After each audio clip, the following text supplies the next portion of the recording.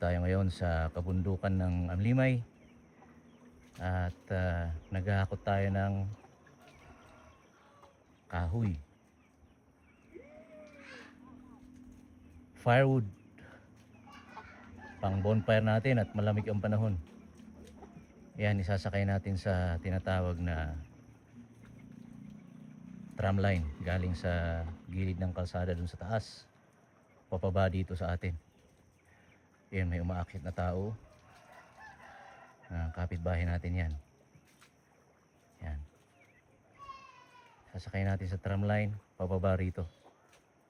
So medyo malayo kasi yan pag hinakot natin ng mano-mano. Ayan o, ito yung pababa papunta rito sa atin. Yan, so medyo malayo yan. Kaya buti na lang meron tayong ganito, tramline. Panghakot din ng gulay ito, mga farm inputs na ginagamit mula dito sa mga garden dito. Yan, hanggang dun sa baba. Ayun o, papunta ron. So at least hindi mahirap maghakot ng mga outputs at saka inputs dito sa mga garden dito.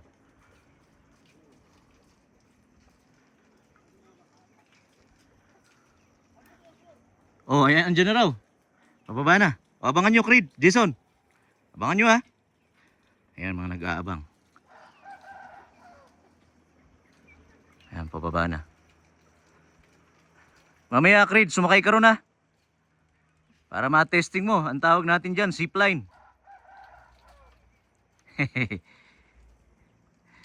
Yan ang zipline natin dito. Hindi lang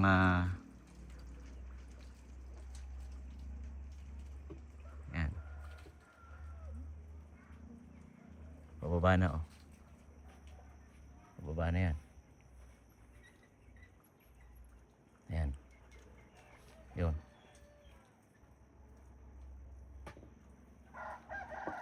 Abangan nyo dyan, Creed, ha. Yan. Ayan, oh.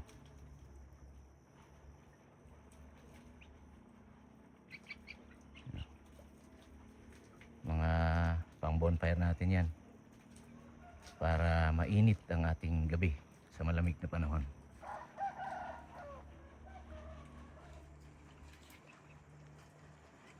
Yan, o.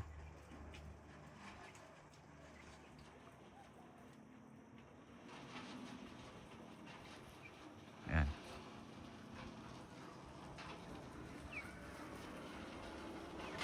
Up! Up! Up! Ayun. Sige, hila. Ayan, mga naibagsak na natin dito. Ayan.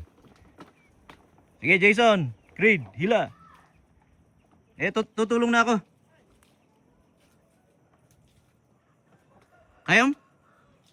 Kaya, Creed? Ate, tutulong na ako habang mabibigat yung karga. Bye-bye.